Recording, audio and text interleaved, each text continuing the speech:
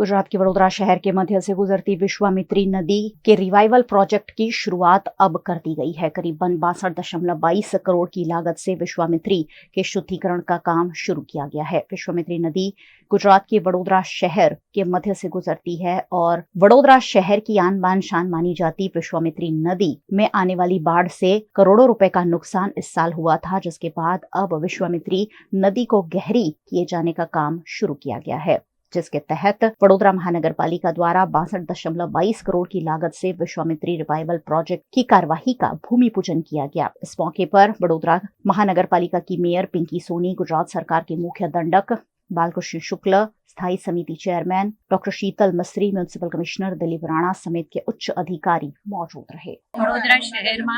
જે વરસાદની બદલાતી પેટર્નના કારણે જે પૂરની પરિસ્થિતિનું સર્જન થયું હતું, જેના કારણે વડોદરા શહેરના નાગરિકોને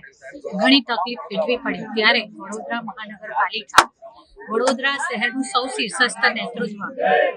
સાંસદ શ્રી, સૌ ધારાસભ્યશ્રીઓ અને સંગઠનના પ્રમુખ એટલે બધા જ સાથે મળી અને વિશ્વામિત્રી આ સમગ્ર શહેરના પ્રત્યેક નાગરિકનું એવું સ્વપ્ન હતું કે જ્યારે વિશ્વામિત્રી રિવાઇવલ પ્રોજેક્ટ થાય તો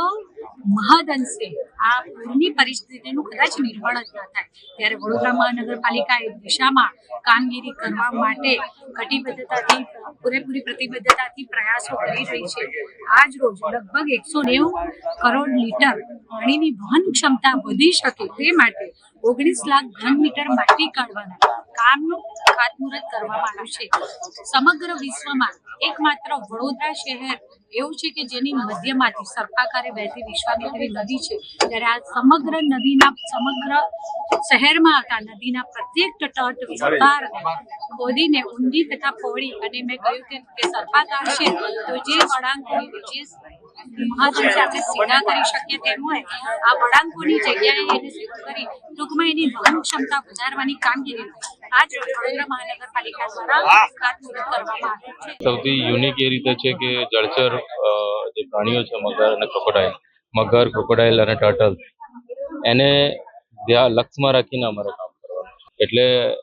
એ પ્રમાણે પણ આ પ્રોજેક્ટ એક યુનિક થઈ રહેશે અને 100 દિવસમાં અમે આ પ્રોજેક્ટ પૂરો કરીશું અને એના કારણે જે વહન ક્ષમતા છે એ લગભગ 800 થી 1200 ક્યુમેક થશે, એટલે 40% ફ્લડ ઇમ્પેક્ટ ઓછું આવશે એવી જે માન્ય નવલાવાલા કમિટીનું રિકમેન્ડેશન હતું। એટલા માટે આ ત્રણેય વસ્તુને લઈને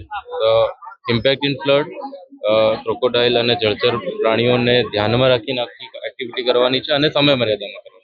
એ માટે આ પ્રોજેક્ટ બન્યો છે। વિશ્વામિત્રી નદી વડોદરા શહેરમાંથી પસાર થતી અને ત્યારબાદ ડાઉનસ્ટ્રીમમાં દરિયા સુધીમાં આ ખાતમુહૂર્ત કરવામાં આવ્યું છે અને આજે ખાતમુહૂર્ત એ વડોદરા મહાનગરપાલિકા દ્વારા વડોદરા વિભાગની વિશ્વામિત્રી નદીને ઊંડી અને પહોળી કરવાનું ખાતમુહૂર્ત કરવામાં આવ્યું છે અને આ ઊંડી અને પહોળી આશરે 15 લાખથી 18 લાખ ઘન મીટર માટી